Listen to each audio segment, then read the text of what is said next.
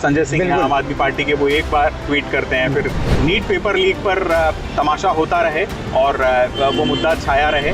ये स्थिति क्या सरकार को सूट करती है? सरकार ने तो सूट ये करती है, वो मुद्दा उनके ज़्यादा गंभीर है, मतलब ज़्यादा मासिस को कनेक्ट करने वाला मुद्दा राम मंदिर। बिल्कुल, वो ये मुद्दा इसलिए कि उसको हम टैकल कर सकते हैं। तो लोकसभा चुनाव में हो सकता है कि बड़ा मुद्दा हो, युवाओं का हो, लेकिन राम मंदिर मुद्दा भी बड़ा मुद्दा है, जिसकी वजह से वो लोग सत्ता में आए और घेराबंदी विपक्ष कर रहा है, तो जाहिर बात है वो उनके लिए ज़्यादा मुश्किल है।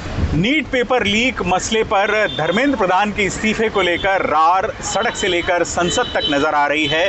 संसद की अगर बात करें तो दोनों सदनों में नीट पेपर लीक का मामला गूंजा। इस बीच बात हम करेंगे अखिलेश यादव की, जो कि आज संसद में काफ़ी गुस्सा हो गए। संसद में अखिलेश को अंदर भी गुस्सा आया, जहां उनकी स्पीकर के साथ कुछ नोकझोंक हुई, और बाहर भी अखिलेश गुस्से में थे। अखिलेश गुस्से में क्यों थे? हमारे साथ हमारे सहयोगी अजीत खरे मौजूद हैं। आपसे समझना चाहेंगे अजीत जी कि आखिर अखिलेश इतना गुस्सा क्यों है? आखिर वो कौन सी परिस्थितियाँ रही सदन के पटल पर जिसकी वजह से उनको इतना गुस्सा आया? देखिए, ये आपको देखने में आ रहा है कि जो आंदोलन चल रहा है, ये जो इनका CPC का और इसके बाद कांग्रेस का और समाजवादी पार्टी का, तो ऐसा लग रहा है कि दोनों तो हैं तो साथ, मतलब, लेकिन कहीं ना कहीं एक अंदर खिंचाव भी दिखता है। और इस खिंचाव का असर ये देखते आज पार्लियामेंट में देखने को मिला, लोकसभा में, कि जब स्पीकर ओम बिरला जी ने इसको जब बुलवाया इन लोगों को इस मुद्दे बोलने के लिए, तो कांग्रेस के और भाजपा के लोग तो बोले, लेकिन उसके बाद उनका मौका नहीं मिला अखिलेश यादव को, और वो सदन से जाने लगे। तब उन्होंने अध्यक्ष ने कहा कि आप भी बोलिए। तब उनको इस बात से नाराज़गी हुई कि मुझे पहले क्यों नहीं बोलने का मौका मिला। और एक बात ये भी थी कि कांग्रेस के जो मेंबर थे केसी वेणुगोपाल, उनके पहले बोले थे, तो इस तरह से उनको वो भी थोड़ी नाराज़गी तलखी थी, दिखी थी। तो इसमें अपने बोलते बोलते अखिलेश का स्वर थोड़ा ऊंचा हो गया और उन्होंने कहा कि जो है मुझे पहले क्यों नहीं बुलवाया। अब बाद में इसमें आप देखिए उन्होंने एक बात और भी महत्वपूर्ण कही कि इस्तीफा तो होता रहेगा धर्मेंद्र प्रधान का, जो हम सब चाहे हम लोग सदन बाहर ले लेंगे, लेकिन यहाँ जो उनके साथ छात्रों के साथ जो बर्बरता हुई है, जो युवाओं के साथ बर्बरता हुई है, उस पर सरकार जवाब चाहिए। तो इसका मतलब ये हुआ कि जो कांग्रेस जो है धर्मेंद्र प्रधान के इस्तीफे पर जोर दे रही है, और समाजवादी पार्टी जो है उसके लिए ये ज़्यादा महत्वपूर्ण है कि जो लाठीचार्ज हुआ उस पर चर्चा हो जाए। तो ये कहीं ना कहीं एक खिंचाव है, और उसी में अखिलेश को इस बात गुस्सा है कि उन्हें पहले बोलने का मौका नहीं मिला। ये काफ़ी माइन्यूट पॉइंट आपने अजीत जी बताया है यहाँ पर कि दोनों पॉलिटिकल पार्टी जो कि दोनों विपक्ष का हिस्सा हैं, उनकी प्राथमिकताओं में थोड़ा अंतर है। यहाँ मैं आपसे समझना चाहूँगा कि क्या इस आंदोलन और इससे उपजा जन आक्रोश जो है उसका श्रेय लेने की होड़ राजनीतिक दलों के बीच मची है, चाहे हम कांग्रेस की बात करें, समाजवादी पार्टी की, या फिर आम आदमी पार्टी की भी? देखिए, होड़ तो इसमें मची ही है। जाहिर सी बात है कि इसमें युवाओं को मुद्दा उठाने की समय होड़ सब में है कि सभी चाहते हैं युवाओं को अपनी तरफ आकर्षित करें। इसमें देखिए, आप पहले तो कांग्रेस को ही देख लीजिए कि वो पहले वो शामिल नहीं थी उस वाले मामले में, इनके जो कांग्रेस पार्टी का जो कार्यक्रम था, फिर बाद में अलग से उन्होंने कार्यक्रम किया। तो कहीं ना कहीं ये था कुछ शेयर ना ले जाए दूसरे में, तो खिंचाव तो आपस में है। आम आदमी पार्टी कांग्रेस खुल की आलोचना कर रही है, समाजवादी पार्टी ने आलोचना कांग्रेस की नहीं की है, लेकिन कहीं ना कहीं अंतर खाने तो उनका खिंचाव दिखता है, और वो आज जो सामने आ भी गया। लेकिन आप आगे देखिए कि उनको एक आपत्ति ये भी है, समाजवादी पार्टियों की और दलों को भी, कि कांग्रेस ने अचानक ये PM आवास जाने का जो इन्होंने धरना कल कार्यक्रम किया और किसी विश्वास में नहीं लिया, अचानक चले गए उसमें जो है। जबकि अखिलेश यादव के और पार्टी को ये शिकायत है कि हम लोग पहले बताए, हालांकि वो भी शामिल हुए बाद में, और अखिलेश यादव साथी गिरफ्तारी भी दी उन्होंने, लेकिन ये था कि कहीं पहले से ये तय नहीं हो पाया कि हम लोग साथी काम करेंगे। कि जाहिर बात है, एक शेयर लेने की होड़ कांग्रेस भी बहुत तेज़ है आने की, और पूरे आंदोलन में। आप देखिए इस मामले आंदोलन में जो राम मंदिर चढ़ाव मुद्दा वो कहीं ना कहीं भी पीछे छूटता नजर आ रहा है, जो अखिलेश यादव के लिए महत्वपूर्ण मुद्दा है, क्योंकि 27 चुनाव यूपी में होने हैं, वहाँ ये महत्वपूर्ण मुद्दा राम मंदिर का है। लेकिन अभी वो रैली भी निकाल रहे हैं, वो रथ यात्रा भी करने जा रहे हैं इस मुद्दे पर। लेकिन अभी 2-4 दिन से देख रहे हैं ये पूरा फोकस जो है इसी पे चल रहा है। पार्लियामेंट जब से चल रही है, वो अभी मुद्दा उठा नहीं होता, संभवतः ये पार्लियामेंट समाजवादी पार्टी इसे उठाए, और कांग्रेस को ज़्यादा तवज्जो दे भी नहीं रही है, उसके अपने कारण हैं।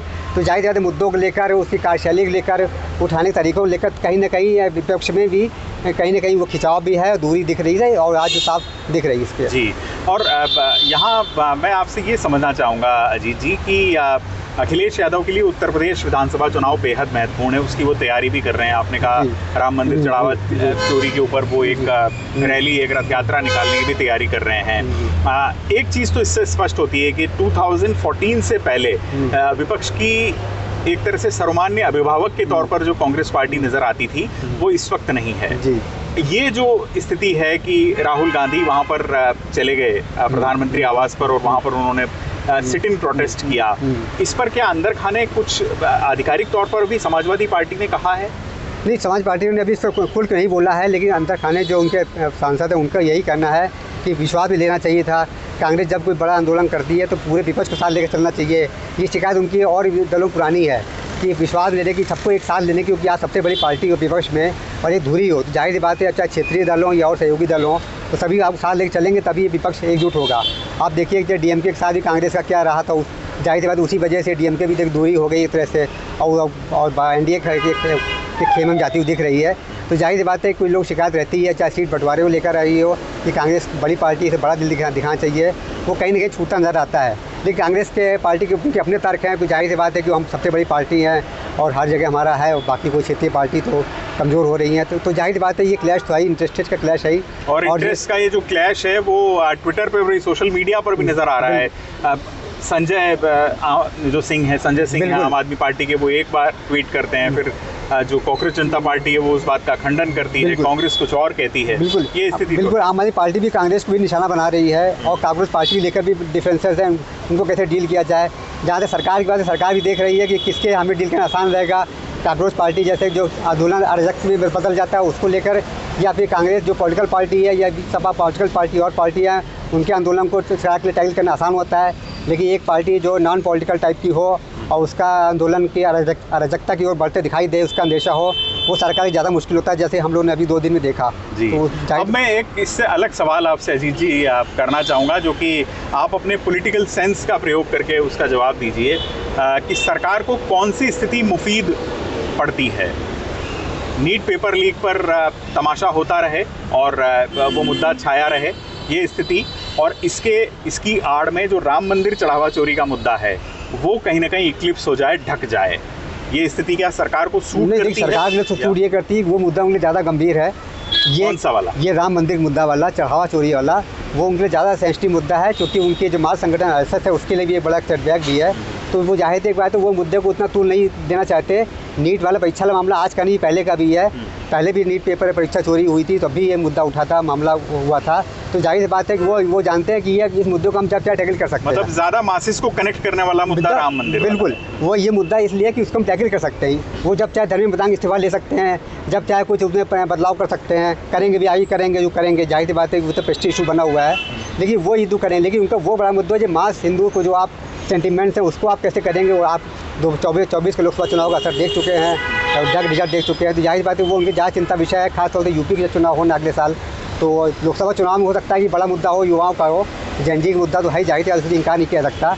लेकिन राम मंदिर मुद्दा भी बड़ा मुद्दा है, जिसकी वजह से वो लोग सत्ता में आए, और 22 में उन्होंने उसका वही कराया, मंदिर का निर्माण भी कराया, सब कराया। अब उसी पे उनको इस तरह के घेराबंदी विपक्ष कर रहा है, तो जाहिर बात है वो उनके लिए ज़्यादा मुश्किल है। लेकिन अभी उनके लिए ठीक है कि यही मुद्दा चल रहा है, तो मुद्दा अभी फिलहाल वो ठंडे में है। तो बहुत सारी दिलचस्प राजनीति यहाँ पर है, और बहुत सारे राजनीति के रंग हैं अलग अलग, जिनका जिक्र अजीत खरे हमसे कर रहे थे। फिलहाल शुक्रिया अजीत जी इस जानकारी के लिए।